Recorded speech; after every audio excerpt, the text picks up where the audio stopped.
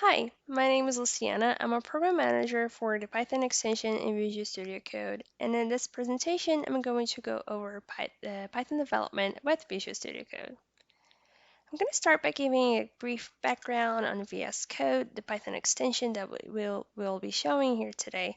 And then we're going to jump to a demo. And in this demo, I'm really hoping you'll see how you can leverage from the features in the Python extension and VS Code to your own applications that you want to develop with Python.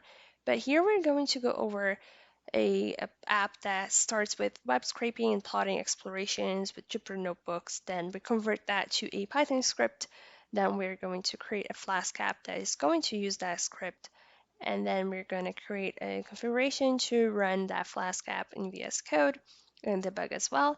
And we're going to give a brief overview of the application tasks, how you can set that up in VS Code as well if time permits.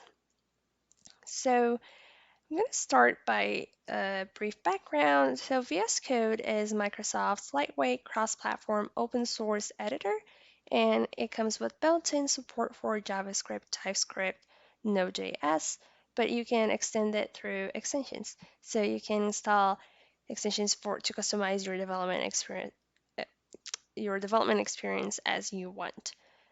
In 2019, was selected as the most popular development environment in the Stack Overflow Developer Survey. So more than half of all the respondents said they used VS Code as their dev environment, which is pretty cool. As for Python, in that same survey, it was elected as the most popular major programming language. It's widely used for a wide range of projects, but it's very popular as well in the data science world since it has a very simple syntax, so it's easy to get started with programming in general when it comes to Python. But also, it has so many packages and libraries for data science and machine learning projects related as well, which makes it very suitable for this world. But it's also very used for automation, scripting, and web development. There are a lot of web app frameworks that you can use with Python as well. And in between those two, we have the Python extension. It was created in 2016 as a pet project of a developer called Don Giamoni. And in 2017, Microsoft hired Don to keep working on his project, but under the Microsoft umbrella. And in 2020, the current status is that it has over 19,000 installs. It's the most popular extension in VS Code, and it's also selected as the second most used development tool for Python projects, which is pretty exciting as well. And the features that it offers include, but are not limited to, IntelliSense, like auto-completions, Jupyter Notebook support, debugging, environment handling testing, as well as some editing features. And they also support a lot of open source tools that are popular and that can help your Python development, like MyPy, Pylint, Flakate, Black, etc. All I'm going to show today is going to be running locally on my machine, but you can have the best out of the remote experience as well from the VS Code remote extensions.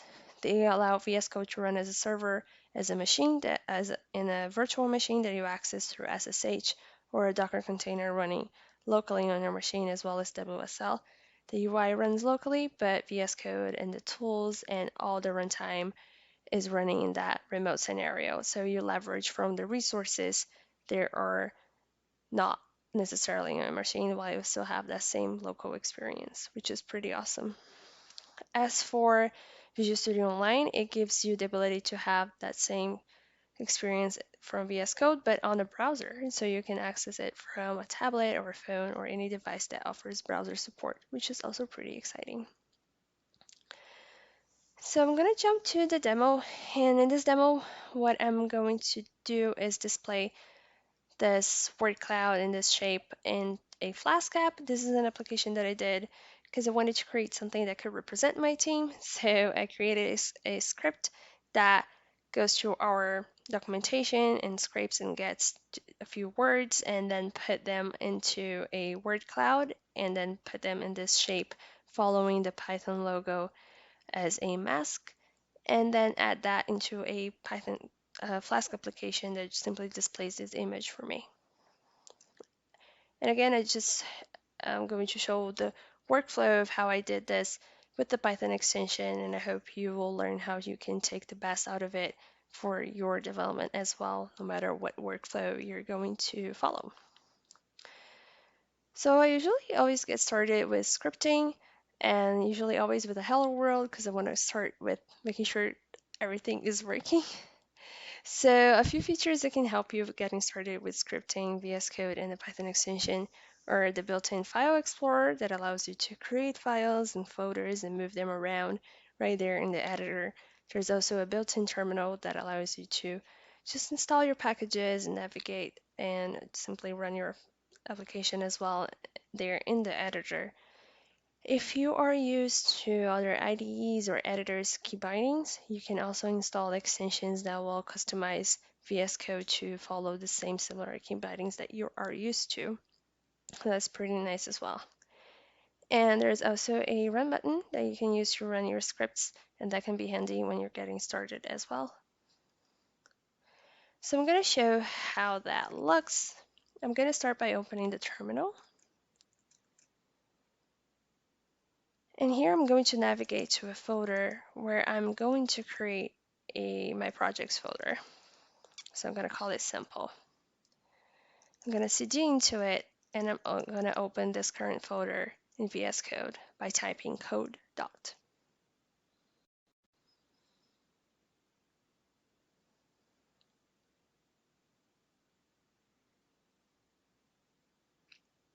Awesome, we can see that VS Code is opening here.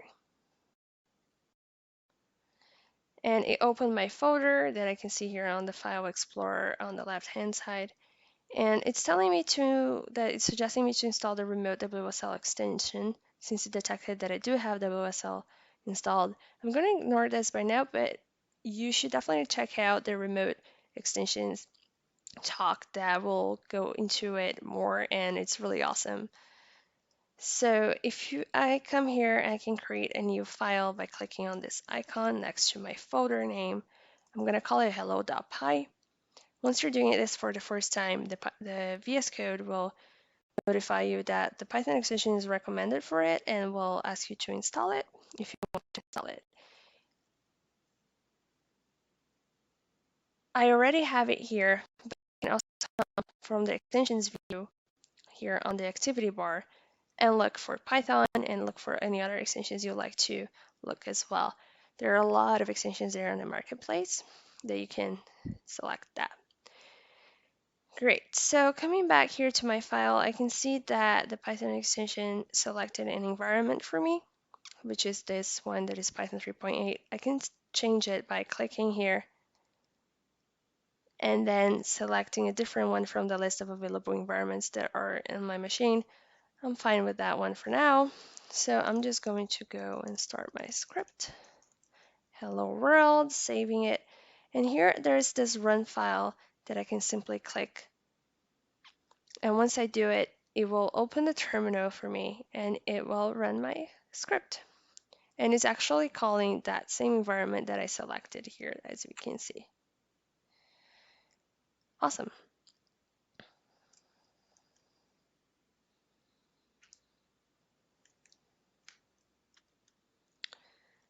So we've seen how you can get started with VS Code. You can open VS Code from the terminal, create a file through the File Explorer. Then we've seen how you can, multiple ways you can install the Python extension as well as other extensions from the extension view. And how you can change your interpreter by clicking there on the status bar. We've also seen that run file where you can just run your script easily with one click. And now we're going to see how Jupyter Notebooks fit into this situation. For my application, I wanted to do a little bit of exploration in terms of plotting and what kind of visualizations I wanted to have.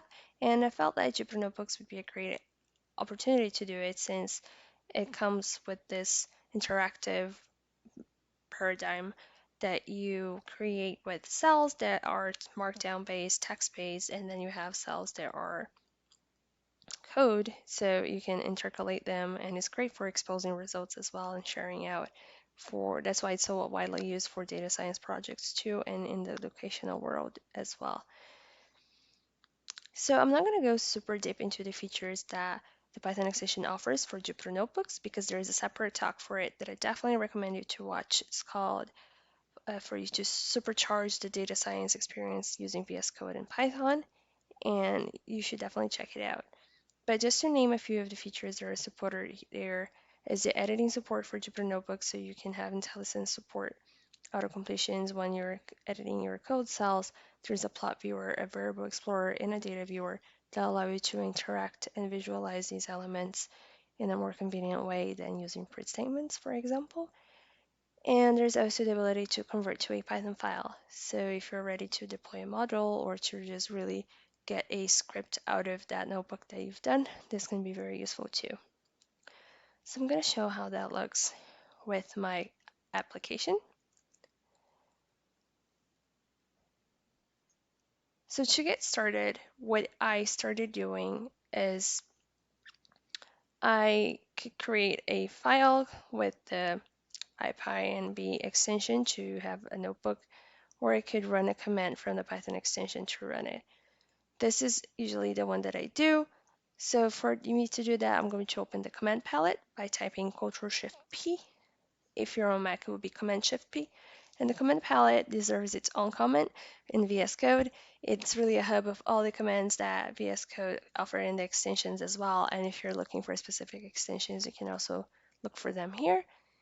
And in this case, this is the command that I was looking for. But currently, you do need to have Jupyter installed.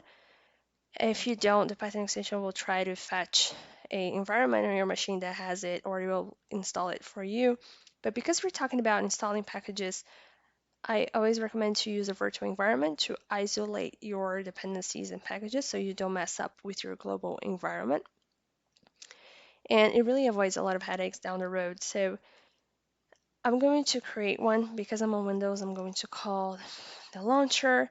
I'm going to do Python-3.7 to specify a version, and I'm going to call a module called venv, which is the built-in module from Python that creates virtual environments. And once you're doing this on your machine, you're going to see a notification prompt from the Python extension saying you can select this for your workspace. Because this is a live demo, of course, it's not working, but I can also easily select this one by clicking on the status bar and selecting this newly created script. But it's very handy when the extension detects that you and does that selection for you, provided you accept it to do it. And great, once the environment is created, I can run this Python file again, for example, and it will use this newly selected environment that I selected here. I can also create a new terminal, and the Python extension will activate that environment. If I do python -- version, we'll see that it's using the correct one.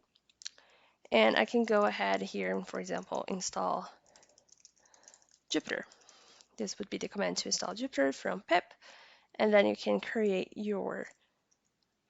new blank Jupyter notebook running this command. I already have it all set up here, so I'm going to jump to that project.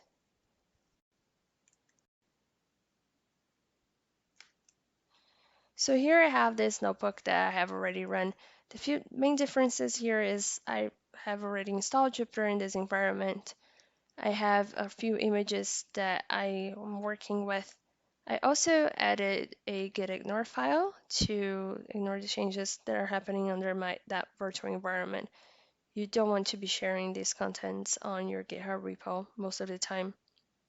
So I can go into what this code is doing once I convert this into a Python script, but just to give an overview of how the Jupyter support works in VS Code, we see the markdown cells and the code cells. We can run individual ones. We can also change their types to markdown or to code by clicking on these icons. But here, this is what I started doing, just generating a pretty bare bones word cloud. And then I started doing something a bit more interesting by putting masks given those image files that I have, and then finally getting to one that I could work with. So it's based on this mask. So basically, I pass this to the word cloud package and it will print that word cloud given those colors. So that's pretty awesome. What I did next was to convert this to a Python script by clicking on this button here. And this is very convenient because I do want to create a Flask application and it will fetch from a script. So not having to just manually copy and paste cells is very inconvenient. Once I click on that button, it converted my file. We can see the markdown text pieces of code were translated into comments and code cells are all here. All these cells are defined by hashtag %%. And by doing that, you can run your cells individually. You can also set up like a breakpoint and debug this cell, for example. And so that's pretty nice as well.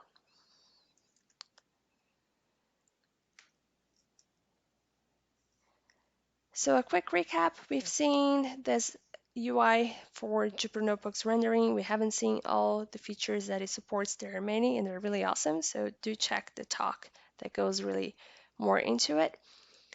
And we think that this experience is very similar to Jupyter Labs if you're familiar with it, which is a very popular platform to handling Jupyter Notebooks. Now I'm going to take a look into how that fits into the web development work. So again, I wanted to have that script to create an image and then use that in the Flask application. A few features that were very helpful and I think are very helpful when it comes to web development with VS Code and Python extension is that VS Code offers really amazing support for front-end development. So when you're talking about JavaScript, TypeScript, CSS, HTML, support is really great. And for your Python backend, you can rely on formatting support and import sorting as well as linting to make sure you're following best practices and having a even more readable code. So I'm going to show how I started creating that web app, giving my application.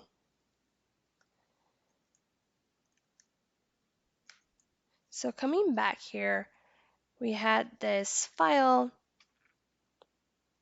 that I can simply just save and then do some cleaning, but I have already done that.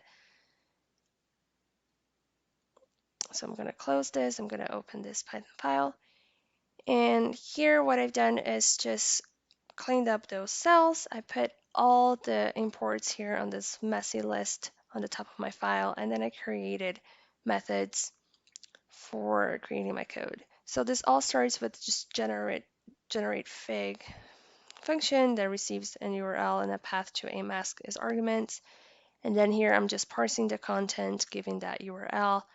I'm opening the image that is given from the mask and then passing it to this generate word cloud that will give that content and that mask to the word cloud package to generate it. And then giving that result, it will generate that image. And I'm going to save it into this path that I defined and return that to whoever is calling this method. One nice thing as well is that if you're looking for this kind of tests, this kind of code, and you want to see what are the declarations and what are the definitions of each one of these methods, you can do so by right-clicking and going to go to declaration or even getting all the references or go to definition. And there are also shortcuts that you can use to go there. Great, so having that script, I could just call it and then generate an image, or I could call it as part of my application to generate that. But I already have the image generated just to save up some time. So here is what we're going to be displaying at the end after I construct my app. So I'm going to get started. I'm going to create a folder for my app. I'm going to call it logo_app. I want to move my file here, my script, to this app because it's very specific to it. Same for the images. And I'm going to create a file called initpy just to specify that this is going to be a package. And following Flask documentation, I'm going to import Flask here and instantiate app here as well, passing the module name here. Great. So that is done. Now I'm going to create the views file where I'm going to add the endpoints for my Flask application. I'm going to right click here, select new file, do views.py. And from views, I'm going to import the app.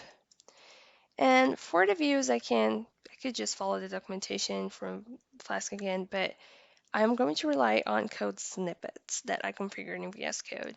Just to show how that works, if I type Flask app, I have a snippet here that once I hit tab, it will import Flask and will insert this piece of code for me in this very convenient way. So going back here on the command palette, if I type user in snippets, you can see that you can configure them. You can configure them by language. So I'm going to open here the Python one. And this is where I defined that snippet. I'm defining that I'm going to call it from Flask app. I'm defining what I'm going to edit, what's going to be added once you type that. And that's pretty much it.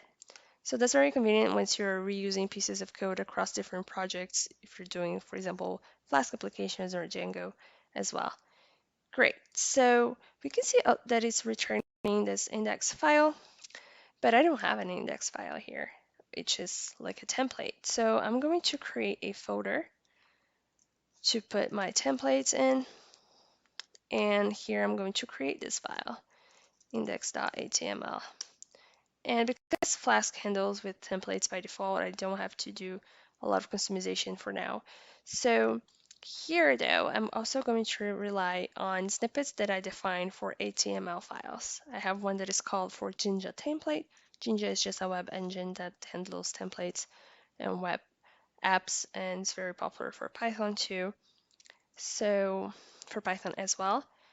And here I have just really this piece of code with HTML tags. We have here this template content and blocks. And here though, it's calling for a site CSS file under a static folder that I still don't have either. So I'm gonna create them. Once I do it, I can create this static folder. And I'm gonna send my images under the static folder since they are static too. And here under static, I'm going to create a file called site.css where I'm going to customize the appearance of my elements. For all web designers that may be watching this, I'm sorry about what I'm going to do, but right now I just really want to set up something very simple. I'm going to put all my elements with the background color as black, and here this is really nice. VS Code shows me like these auto completion options with like a preview of the colors that are going to be set there. Great, so I'm saving this. I have the CSS file, and here I'm not doing much other than just calling the CSS file here. So I want to display an image. So I'm gonna add an image tag, and I could hard code the source since I already have the file there, but I don't want to do it. I want to pass this as an argument, and this is how I'm going to define it as a variable so that the template engine handles this for me. Great, now all I need to do is pass this image to this index.html file. And I'm going to do it that from the render template function. I'm going to put image equals, I can put like a simple output. And output we'll need to define given the results of that function that we defined in our generate logo module. So here we see that I have to pass a URL and a path to a mask. So I can just call that module generate logo.generate fig and pass these two variables. Now I need to define what are these variables. So the URL is here on my notebook. I can go fetch it easily.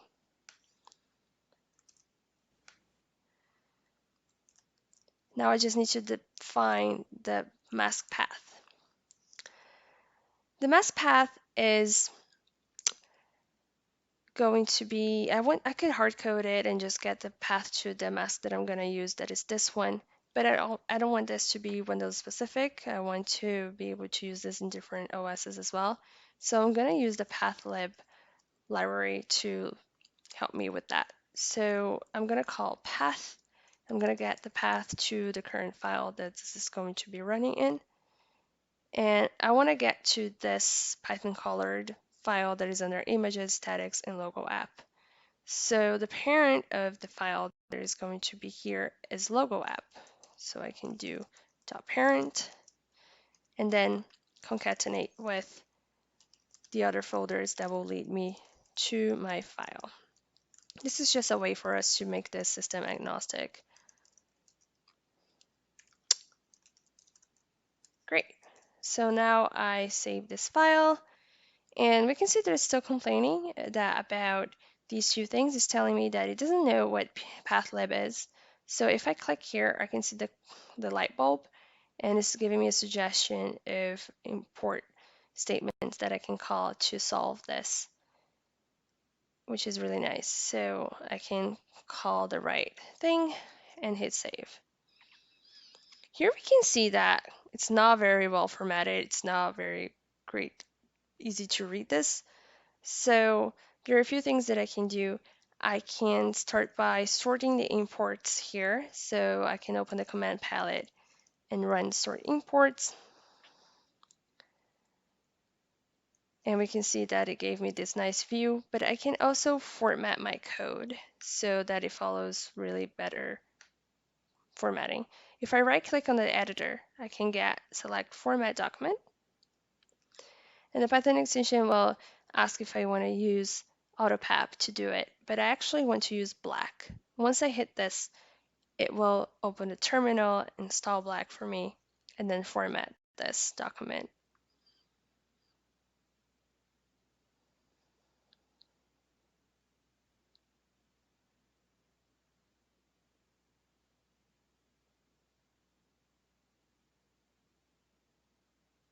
But because I already have it installed, I'm going to just close this and click Format Document.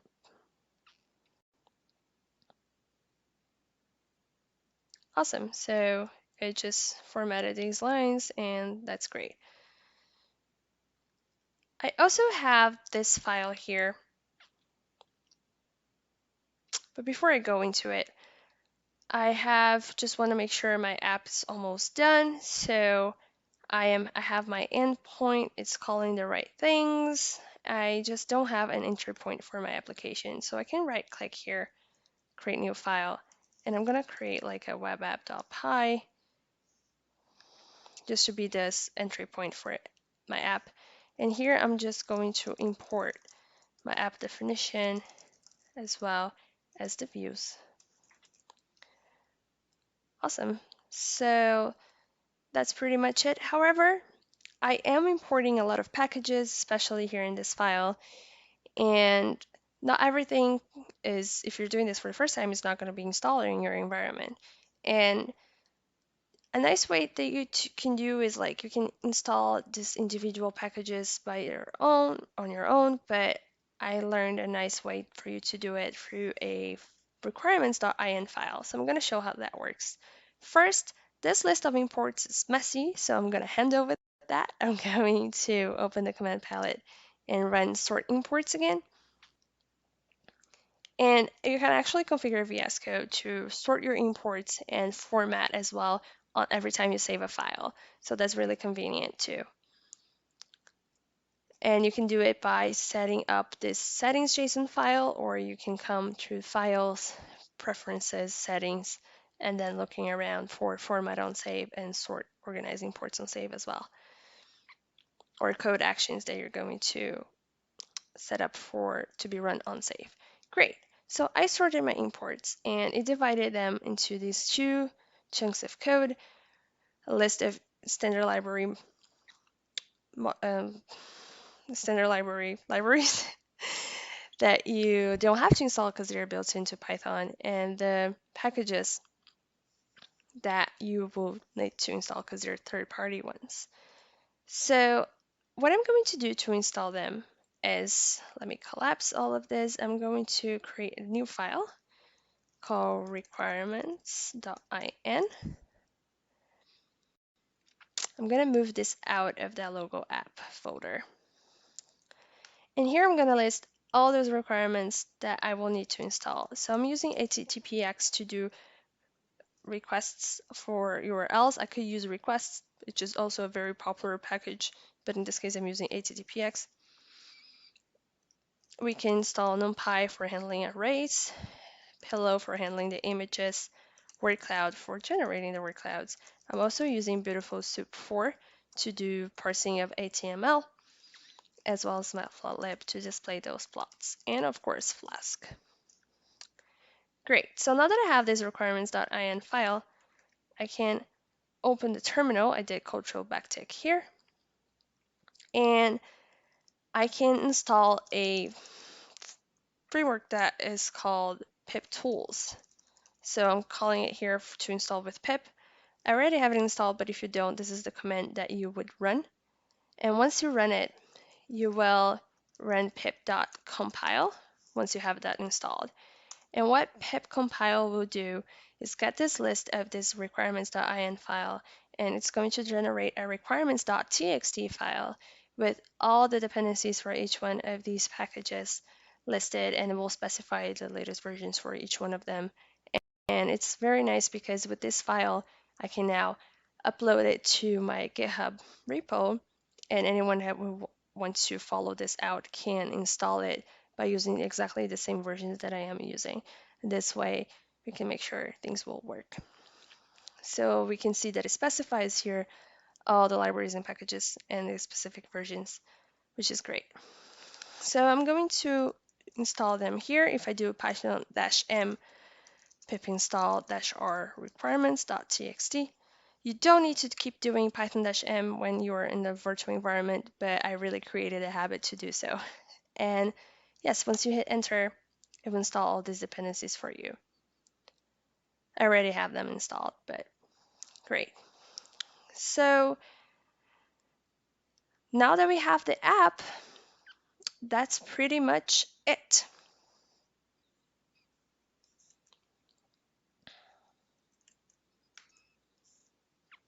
So a quick recap into all the things that we did in terms of editing, creating a web application. We've seen how you can sort imports and format your code to make it more readable. And for sorting imports, it also helps you to set up your environment by creating that requirements.in file. That way you can just install and freeze your dependencies. And you can share these out to make sure everyone can have a working version of your application. We've seen how you can use code snippets and define code snippets in VS Code so you can reuse this larger pieces of code across different projects. It's very convenient. Now we're going to see how you can run and debug your application in Visual Studio Code. So I'm going to go back to my app here, and this is a Flask application, so I'm going to click on the run view to customize how I'm going to run it. I could click on this button, but I want to create a configuration file so I can reuse it and configure this as I will. So once I click here, it will ask me to select a debug configuration because this is a list of preset configurations the Python extension has according to the kind of application I want to debug. In this case, it's Flask. So I'm going to select it here. And here it's asking me the entry point of the app. And we created that under web app that is under logo app. So I am going to send this path to it. And once I create it here, it will create this launch JSON file, which will configure the debugger. And it has a few fields. So for name, for example, it will configure the name that will show here on this drop-down menu, because you can have multiple configurations for your debugger. And of course, it doesn't have to be Python specific, but you can also know which other arguments you can customize by relying on the auto completions from VS Code as well, which is very convenient. And in this case, you can see that it's sending some arguments. For example, here we have args that are sending this no debugger and no reload arguments to Flask, and this is disabling the Flask live reload feature. By default, Flask, if the server is running and you make any changes and you hit save, it will detect that there were changes on your application, and it will reload that server to apply those changes, unless you give these arguments to Flask. So I'm going to remove them because I do want the live reload functionality. And I also need to enable Flask debugging for it to work. So I'm customizing it like this. Great. Now let's try this out. I can run this configuration by clicking on this green button on the top left side, or I can also do so by clicking F5.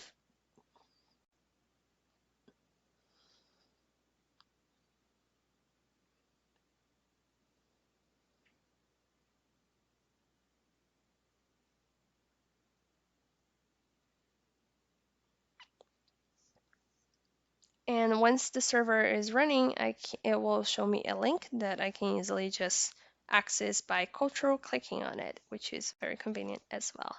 And here we go. If I do control click,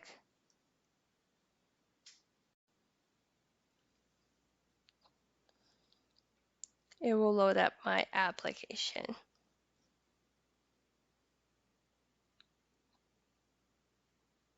Awesome, yay, great. So if I come back here, I can come to my files. Let me close some of them. If I come here to the views file,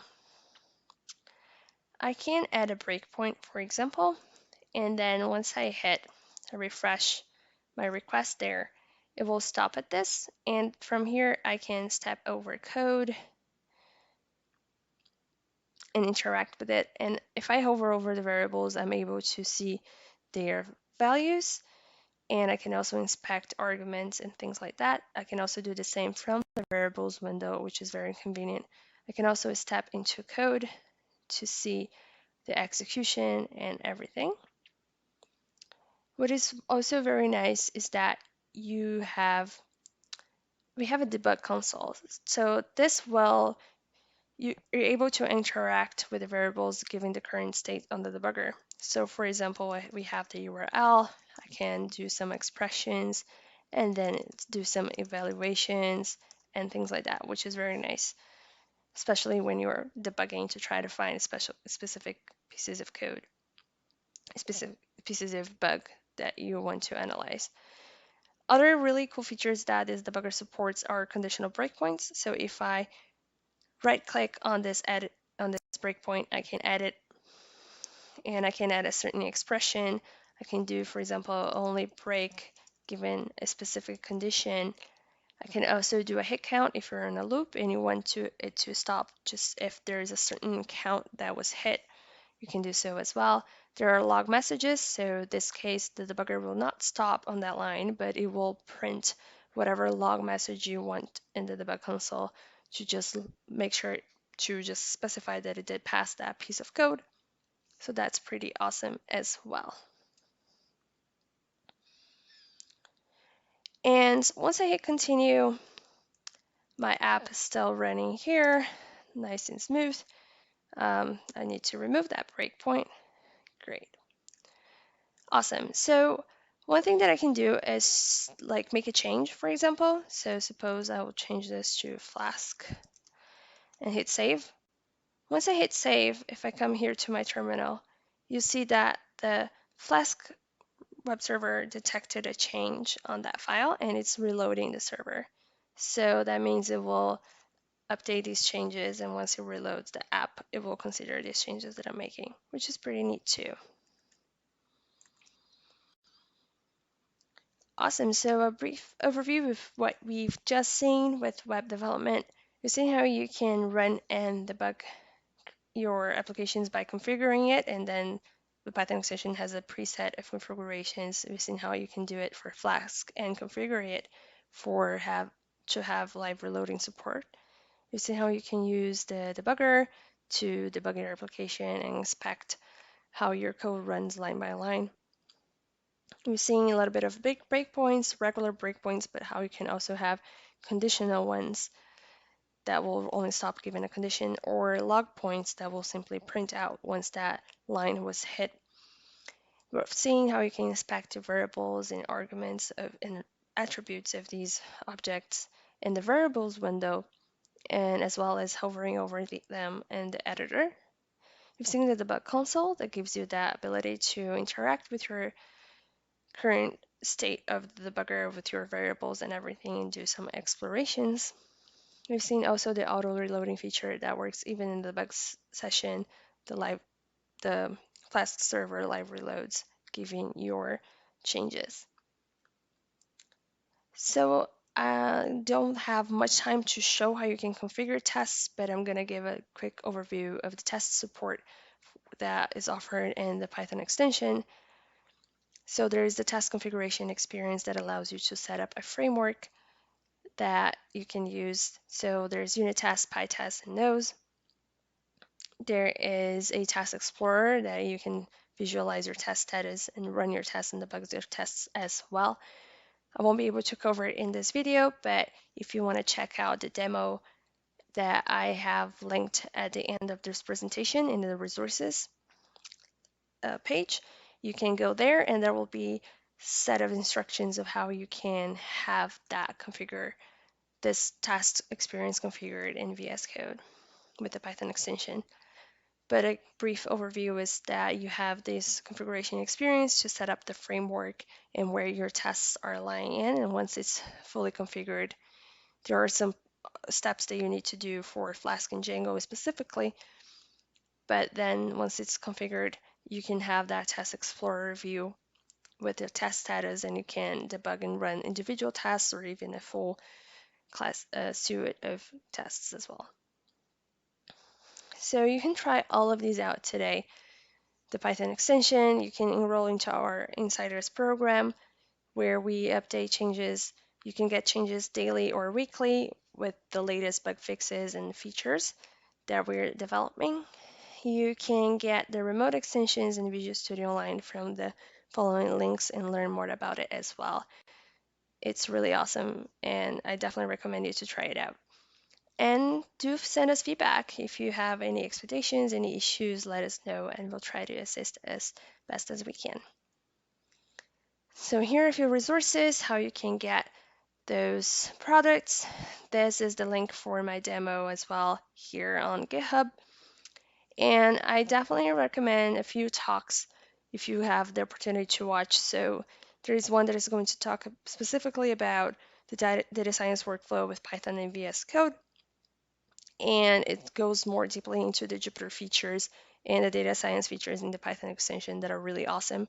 There's also a great talk about VS Code tips and tricks where you can learn how to take the best out of this tool. There are really amazing features, and you can cover a little bit more on that talk. And there's also the new era of development talking about Visual Studio Code Spaces.